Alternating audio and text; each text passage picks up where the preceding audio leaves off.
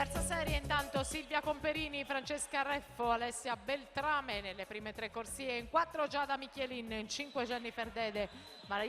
Martina Teresa Masera in 6, Giorgia Morosin in 7, Beatrice Cunegato in 8, mentre la serie 2 si conclude con Gaia Zoppelletto, 1:26,71 per lei.